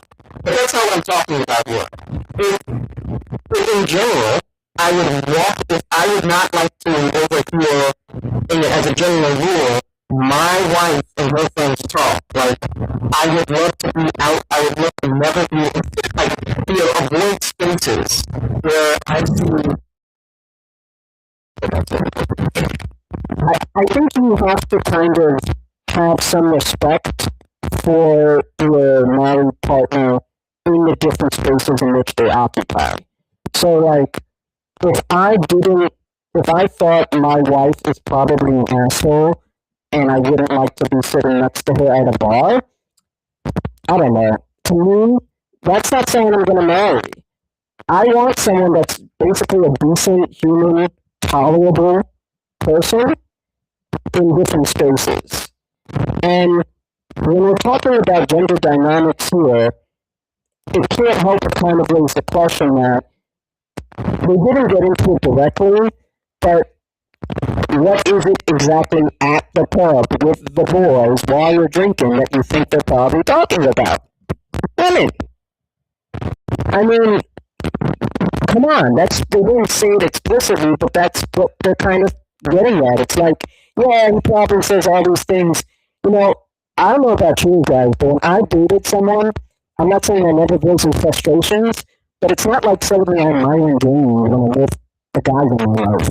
It's not like suddenly I'm saying, like, you know, my opinions are that different. They're not. Maybe I'm like, damn, she was complaining about this all day, like, blah, blah, like you would with your friends, fine. But it's not like, you know what? That's not what you're going to do. It's not like it suddenly becomes that. No, fuck that. You know what I want a woman to say? You know what? Men should be lonelier. Fuck their loneliness. It's like, no, I don't want to hear that shit.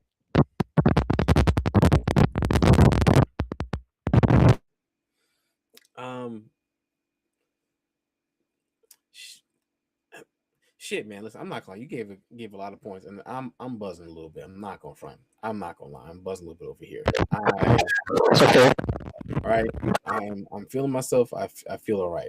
I think you know what I do think. At least I think the part of like the part where you're talking about, like, you know, oh my God, listen to Joe Rogan and stuff like that, or you might be a little bit chauvinistic. I personally think, at least thinking back to like one of the early episodes with Kevin, he's like, you can settle wrong, right, and that's bad. Okay, right. And I think because like I think this is just my anecdotal viewpoint, right? A lot of women are pressured to get married, right? The goal is to get married, and when you look at the cesspool of options that you have, sometimes, not often, but sometimes, You're like, you know what? This guy pissing me off. That guy pissing me off. This one is decent enough. And I'm going to pick this one. I can tolerate him enough. I may not actually like him, but I like him enough to deal with him, right? I think a lot of people go through that. And I think also it's kind of like, you know what? He likes listening to Joe Rogan. All right, fine. But he's not listening to Fresh and Fit. He's not listening to Clavicular. Right? He's not that bad. You know what I mean? It's like one of those scenarios or situations. Am I saying that's a good thing? No. Am I saying that's a solution? Also no. Right? I'm just saying that's kind of just the reality of it. That's first and foremost. And then the second thing is I want to add in is like, listen, you don't want to add in here at this point if you don't know. 54% of adults in America can't read past 6th grade. So what are we doing, right? You have, and if correct me if I'm wrong, right? Women, specifically Black women, are more educated than men, right? You have women who know and understand things much more, theoretically speaking, than men do. So now you want an adult woman to date and deal with a man who's emotionally 12 years old, 13 years old, mentally 12 years old, 13, because 54% of adults can't read past 6th grade. 54% of adults can't read past. I'm gonna stop before I get bleed. I'm gonna see. But it's worse than that, Olivia, because even the ones that can, as you said, emotionally can be 12. So it's not even about whether or not they can read. It's can they read emotions? That's a whole other read. That's a whole other literacy. You don't got it over for that. Also, for what it's worth, a reminder that this study was from the UK, so they might have better reading rates. Yeah, look, Ed would just be stupid. Yes. You know what, Kevin? Listen, respectfully, I hope tomorrow you have a bowl of cereal. That's what Stephen A. Smith was. That's what Stephen A. Cereal. And you forget about it. 1 minute too long, it's a little bit soggy. I hope when you get home, is a cold sandwich. Not a warm sandwich. I hope that when you cook your chicken for your sandwich, it gets a little bit too burnt. No one all mad at me. The only time I really feel like a true American is when I get the shit on the Brits. So that hurt me too. Well, I hope all our American ass, we get home, guess what we're gonna smell? Pine saw. Pine saw. Because I cleaned my house myself and cooked for myself. Oh, God. Oh, wait, I'm sorry. No, me to ask you. I have Pine saw.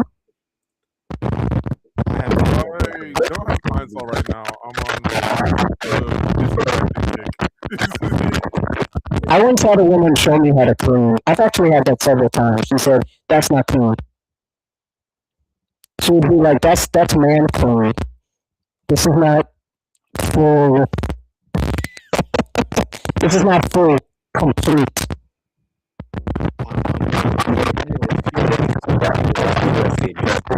I compared to my wife, I'm not because she's a German. Okay, that's what she would do. Me, I'm leave it. We're good. I refuse to tell me that's not no. Yes, I've been told I know what she means, but it's just or on the other end with a positive take. Another woman said this is clean for a man.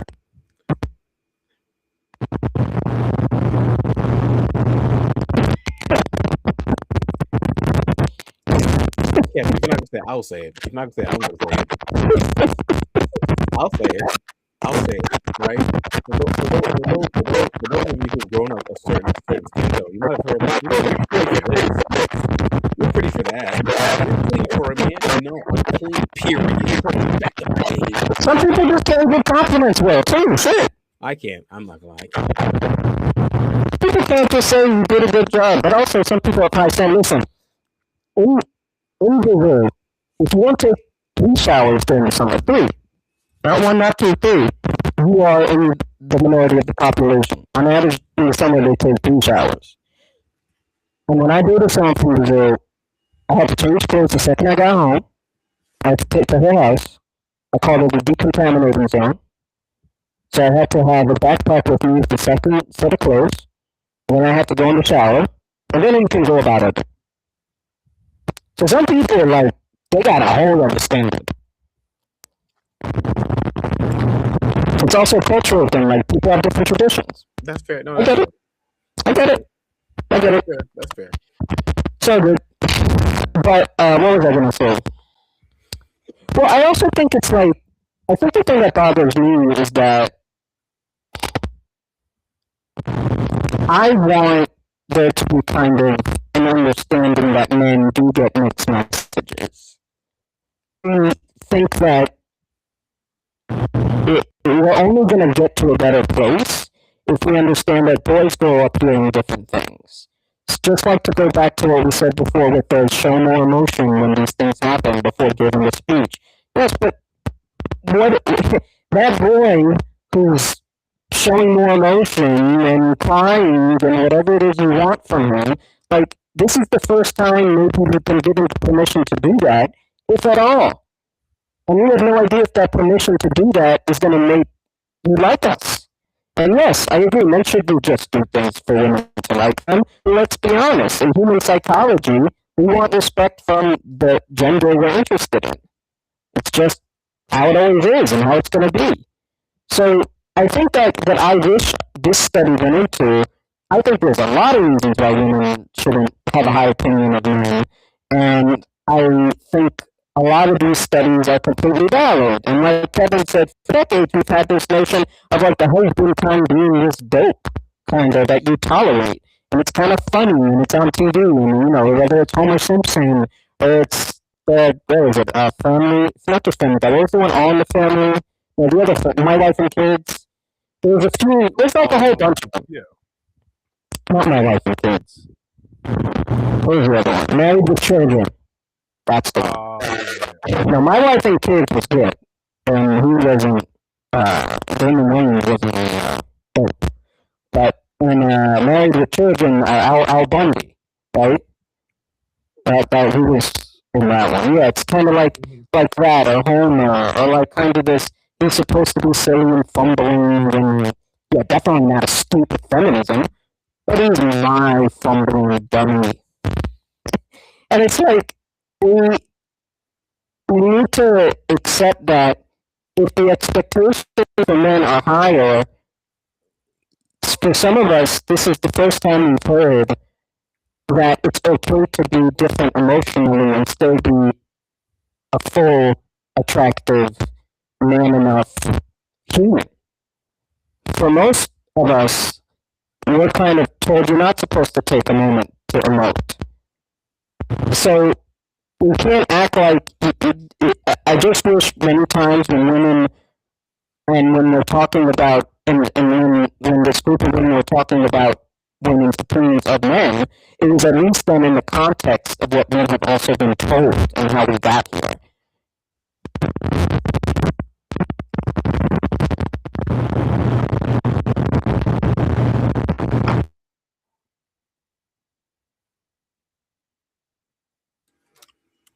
Kevin, do you mind if I say something real quick? No, go for it. Yeah, I think the one thing that comes to my mind is Nico Fiasco. I think the song is Bad Bitch, I believe. Yeah, right? And in the song, at least to me, it's like the messaging of what a bad bitch is for girls versus boys, right? And he did like the reverse, right? Where, you know, he, like, the boy was raised with a positive outlook, while the girl was raised in a negative outlook. When it finally meets, what actually happened. And I feel like it's similar when it comes to the expectation of men versus what men actually are told to do, right? Again, like I said before, like with my wife, right? You cannot complain to me about two things at the same time because I can't do both. That's first and foremost. Secondly, it's just not fair, right? You can't tell me you're hungry and you also don't want to eat. You can't tell me, Olivier, tell me your emotions. Also tell me, hey, you're talking too much or expressing too much. You cannot tell me, hey, like I need to go to the hospital. We go to the hospital. Like I didn't want to be here. Like it cannot be both. Tell me whatever that one, at least to me, right? And I feel like it's also like for a lot of men. Tell me what the thing you need me to do or you want me to do, and I'm gonna do my best to do that damn thing. Right? So if the message for a lot of these boys and men is to like express yourself, be yourself, and be open, and then they are being expressive and being open, and you deny and reject it, and you wonder why they're not talking to you again, because the message is what you said, you just is expectation. They tried to deliver and they were hurt by it. Why would I do it again? Why would I open up that can of worms all over again just to be smacked across the face? And for a lot of people, it's like you have one chance and that's it. And that's not fair. That is not fair. Yeah, and this is how a lot of boys get raised. Most boys don't start out these hardened emotion like in in the work to change. Bell Hooks talks about how her brother and the changes she saw in him. He's this happy child, and then one day he realized he couldn't express himself like that. Like, and then he's changed because he realized this is not what society wants from him. Most boys aren't just born affectionless, expressive. Of course not. Have you ever been around, like, when I used to teach kindergarten and nursery? You've been around things like, it's not like boys are like that unexpressive. I think there are sometimes differences with, like, energy and like running around and being restless. Sure, there can be differences here and there, but for the most part, it's not about expression. It's not about being more hardened or more soft. No, no, no, no, no. These kids are many times both all genders are very. It is something that happens to them in life where they are told no or hit. They're told that's not what boys do. That's not what girls do. And then after a while, it sets in, and or they have experiences in life that tell them, like I did when I was, I mentioned when I was like 14, 15, I was like, I didn't realize I should have sex with people by now, but I guess some people think I should have. And and then that was news to me. So like, so a lot of things are kind of how society knows us. I just wish we were more conscious, kind of empathetic with each other to think, well, where did that come from? Where did this message come from? Why do you think that? What do you think would happen if more boys and men were more emotive, cried more, wanted to be vulnerable? How do we actually think that would play out? How do we think that would be accepted? Would it be accepted? We just don't think about part two there enough.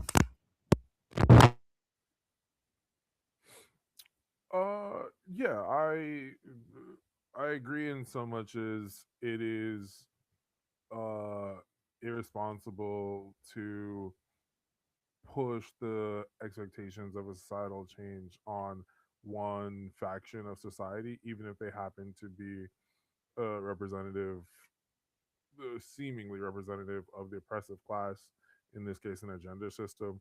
Um, but I also think it's I think one of the bigger things in terms of what you can do today or what we can do today is also like I think someone mentioned it for a hot second.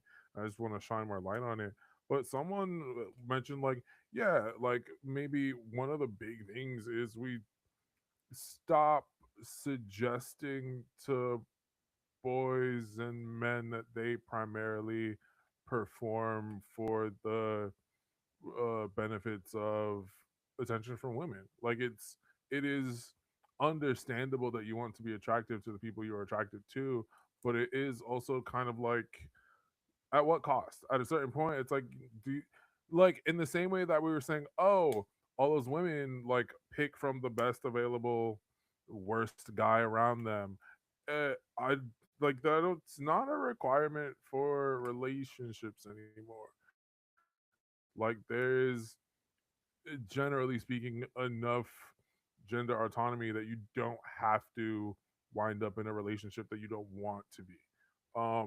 And I think that's good in the sense that it does allow for a certain amount of freedom to move through the world better. It's definitely not as clean as I'm stating it, but I do think, and it's awkward because it's also how the red pill tends to catch younger men, right? They're like looking for advice on how to attract women or how to be more confident or X, Y, and Z. And like I think the part of it is like they are sort of looking to be molded because that's one of the roles that community takes for us. It shows us how we are expected to show up, who we are expected to be, what is expected of us. And to bring it back to the video that is the topic here, if you are a young man and you're growing up and the sentiment you hear is that you are sort of pre-hated by all the women around you in a community with you, it is kind of a weird thing because there's a really easy like split road to that. And I was like, oh well, they already hate me, so I shouldn't care what they think, and I'll go find people who don't seem to hate me, which in optics is the red pill community. Um, Obviously, that's not the truth of what they're doing. They're grifting and they're trying to take advantage of those young boys.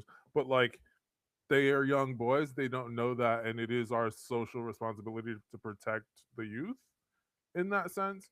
And so, it is a little harmful for them to be exposed to sort of patriarchal vitriol in that way, but it is also like on us to foster a sense of communal involvement and um belonging in them that isn't inherent, like isn't pre-poisoned. At a certain point you kind of get to a bioessentialist belief system of like, oh well, men are bad, therefore be pre I will be pre-suspicious of all men, including young boys. And it's like, well, yeah, no, I understand your concern, but also if you abandon the young boys, the patriarchy will scoop them up because that's what the patriarchy has always been intending to do with them anyway. They're now just even less guarded and therefore more susceptible. Exactly. I think that's a good final word, honestly. I think Kevin wrapped it up pretty good. I was That's a good, as far as I'm concerned, that's pretty much right. Kevin got it. If you don't know, I just wanted to add a little small story to what Kevin was talking about. Okay. The part of like not being accepted as young boys and young men. This is again anecdotal story. I would even say that the boys who are not accepted, right, the ones who are rejected automatically from a young age, and I think this is a African proverb. I don't know which country or which tribe or which nation or whatever it's from, but essentially it's kind of like the child who's rejected by the village will burn the village to feel its warmth, right? And I have one student in my mind that I teach, right? He is villainized, right? The students don't like him. The teachers don't like him. Does he help? Does he help his case? No, he doesn't, right? He doesn't help his case. I do think that sometimes he does the negative antics because that's the only attention he gets. I'm not saying he's going to come from a loving household. I'm not saying his parents don't care about him. I'm not saying that. I know he does. His mom's around, his dad's around. They care about him. They care about his education. What I'm saying is he's, at least to me at his age currently in sixth grade, in his mind, it's kind of like, you know what, you already hate me, so I'm gonna put on a show to hate me, right? If that makes any sense. Makes a lot of sense.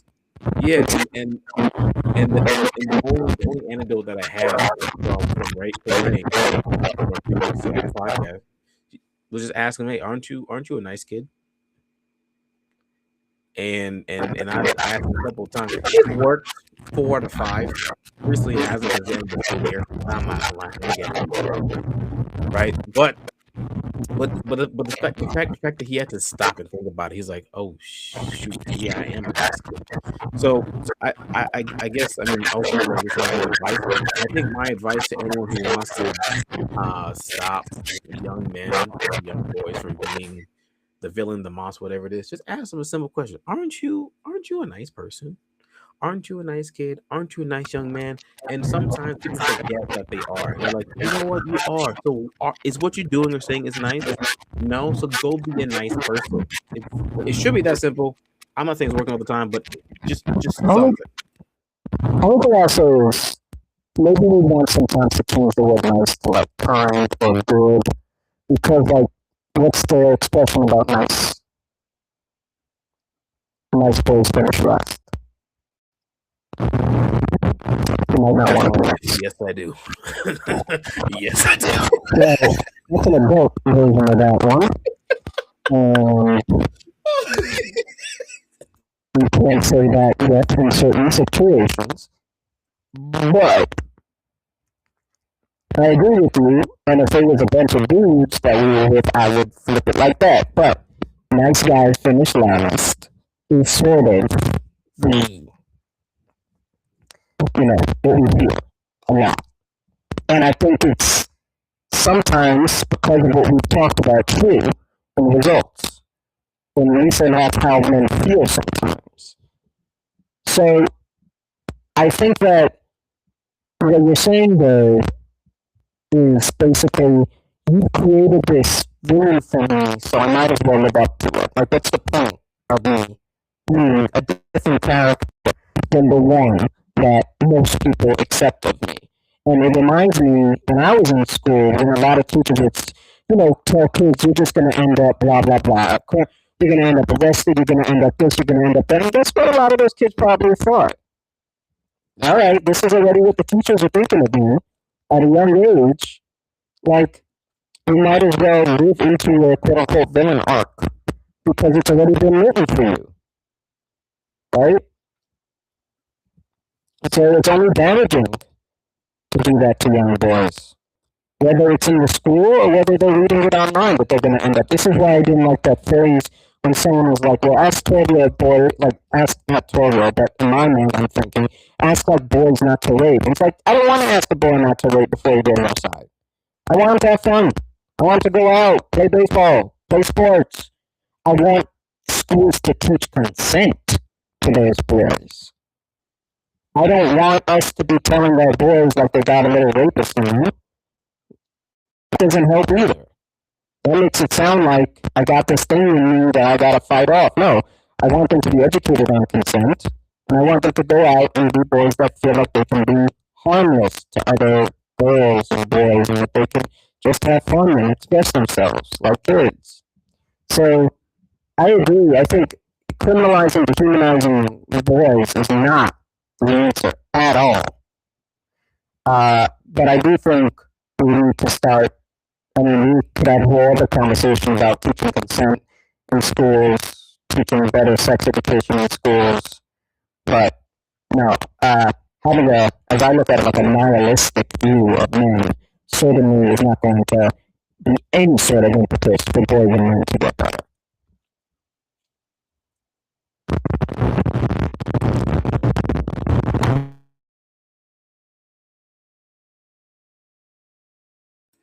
I got nothing. That was great.